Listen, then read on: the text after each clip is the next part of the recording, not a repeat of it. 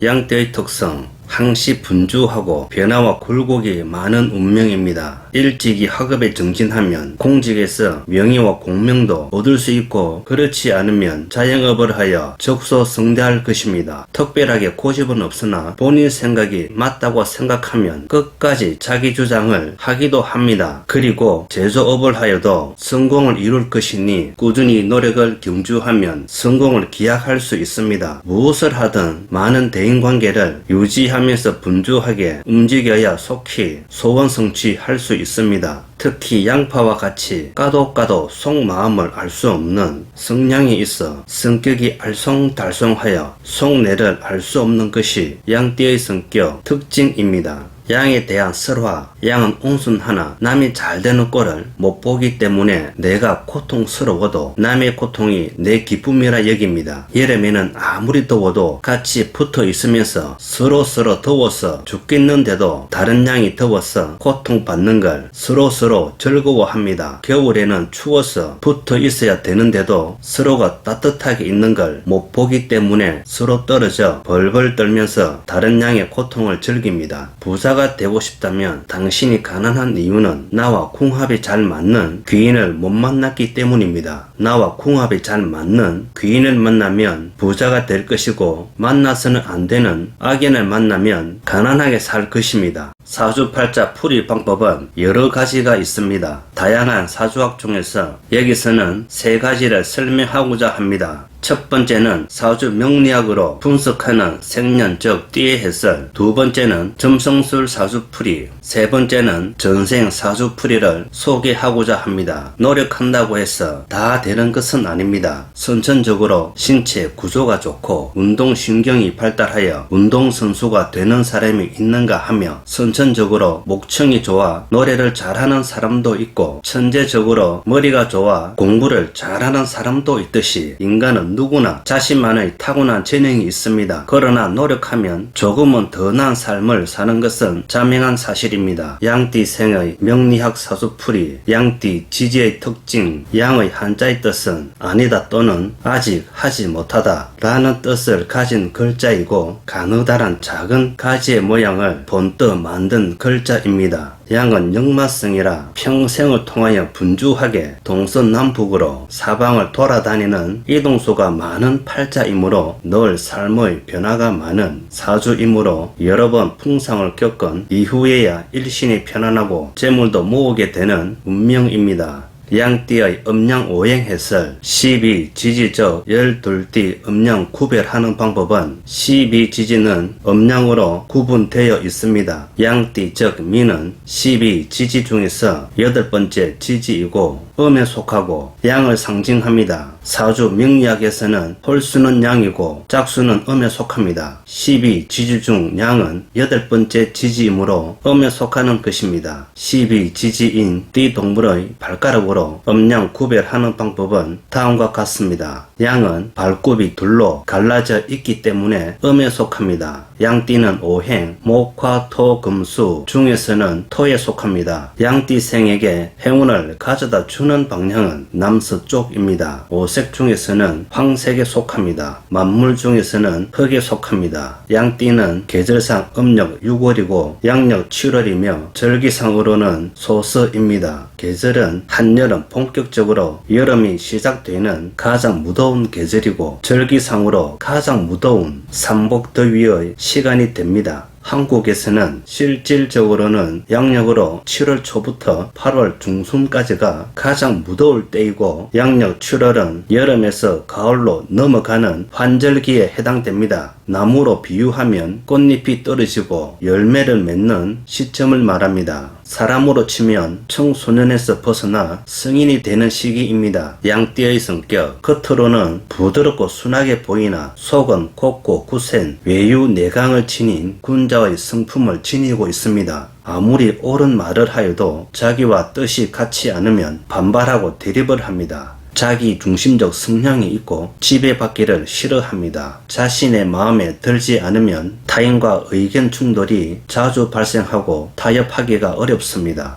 노력형이고 집중력이 있고 조심성이 많고 의심이 많아 타인을 믿지 않습니다. 충직하고 믿음직스럽고 충실하지만 가끔 책임지지 못할 말을 하는 경솔한 면도 종종 있고 차분하면서도 급한 면모가 있습니다. 양띠생에게 잘 맞는 직업은 선천적으로 타고난 미각이 있어 셰프를 하면 대성할 것이고 토목기사, 건축업, 그리고 돌아다니는 직업, 세일즈맨, 영업, 판매업이 잘 맞고 피부 미용, 사회복지사, 부동산 중개인, 의류, 디자이너 등이 좋습니다. 양띠생의 질병은 선천성 질환으로는 비장질환, 위장, 신장, 자궁, 난소 질환 등입니다. 후천성 질병으로는 비뇨기과 질병, 산부인과 질병, 하지정맥, 빈혈, 이명증 질병 등이 있습니다. 행운을 가져다 주는 의상 색상은 겉옷이나 속옷으로 잘 맞는 색상은 황색을 입으면 좋습니다. 입학시험, 자격시험, 취업시험, 승진시험, 공무원시험, 고시에 응시를 하거나 각종 시험이나 면접 보러 갈 때 겉옷이나 속옷 색상은 황금색 또는 황토색이 행운의 색상입니다. 꿀팁, 양띠생에게 좋은 인테리어 색상은 집이나 사무실 또는 사업장을 인테리어 할 때는 포인트 벽지나 장식품 색상은 황금색 또는 황토 색상으로 하면 좋습니다. 행운의 보석 색상은 황금색 또는 황토색이 좋습니다. 궁합 보는 이유, 궁합을 보는 것은 상대방과 나의 관계를 살펴보는 것입니다. 궁합은 사람들끼리의 사주를 맞추어 서로에게 길한 인연인지 흉한 인연인지를 판단하는 것입니다. 궁합 보는 방법은 여러 가지가 있지만 제일 많이 알고 있고 제일 중요시 여기는 합은 삼합과 육합 그리고 충살과 원진살입니다. 궁합을 보는 이유는 상대방과 좋은 관계인지 나쁜 관계인지를 알아보는 것입니다. 궁합에는 부모와의 관계, 친구 관계, 이성 관계 그리고 직장 동료 중에서 나와 궁합이 잘 맞는 누군가가 있으면 나를 도와주고 힘이 되어주는 것입니다. 그리고 사업 파트너 즉 동업자와의 관계를 보는 것입니다. 동업자를 잘못 만나면 마음의 상처를 받거나 사업을 실패하는 경우가 발생할 수 있습니다.